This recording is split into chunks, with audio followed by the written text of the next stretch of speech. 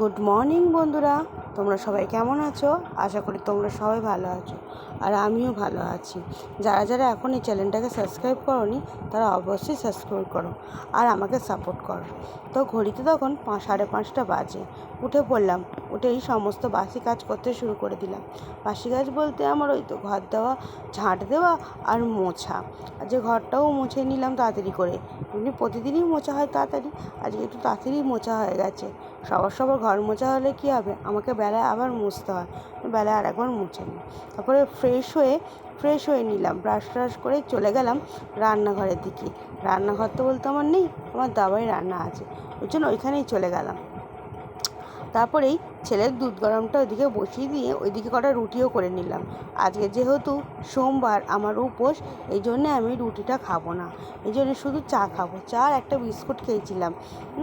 তারপরেই দুধটা গরম করে দিলাম। দুধ আমাদের অত সকালে কিন্তু পাওয়া যায় না বন্ধুরা, আমাদের আগের দিন রাত্রিবেলা এনে রাখা হয়, কিন্তু অত সকালে তো দোকানই খোলে না, দুধ কী পাবো, ওই জন্যেই দুধটা আমাদের আগের দিনই আনা রাখা হয়।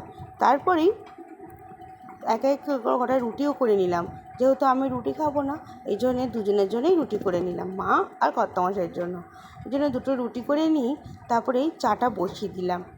গরম গরম চা খেয়ে শুরু হয়ে যায় সংসারের যুদ্ধের কাজ।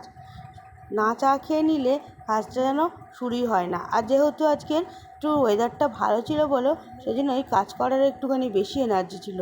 আর যেদিকে সকালবেলায় উঠেই দেখি বৃষ্টি পড়ছে, আর যেন কোনো কাজ করতে ভাল লাগে না, এই জন্যেই শুরু করে দিলাম কাজ। তারপরেই চাগুলো সমস্ত কাপে ঢেলে নিয়েই বসে পড়লাম একটু চা খেতে। এই চা খাচ্ছি আর আমাদের শুরু হয়ে গেছে গল্পগুজব করা, এই একটুখানি আলোচনা করা, কিভাবে দিন শুরু হবে আমাদের, এই নিয়েই আলোচনা করে, এই থেকেই শুরু হয়ে যায়।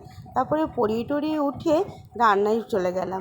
আজ এই রান্নাটা অনেক সকালেই হয়ে গেছে, যেহেতু এই সব কাজ সেরে নিই তারপরে ঠাকুর পুজো হাত দিলে না সমস্ত কিছু ভাল লাগে, নাহলে ঠাকুর পুজো করে নিয়ে আবার আঁশ জিনিসে হাত দিলেই যেন শরীরটা আর ভাল লাগে না, দুবার করে যেন খাটনি হয়ে যায়।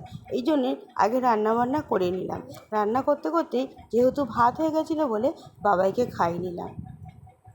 ওকে একটু গরম ভাত হলে একটু খাইয়ে নিলে আমার আর চিন্তা থাকে না, বেলায় অল্প একটু ভাত খেলেও আমার অসুবিধা হয় না। তারপরে আমি স্নান টান করে ঠাকুর পুজো করে নিলাম। তারপরেই পুকুরে তো মন্দিরেও গেছিলাম, মন্দিরেও থেকেও জলটা ঢেলে এলাম। তারপরে এই যে আমি আমার সাবু মাখা খেতে বসে পড়লাম।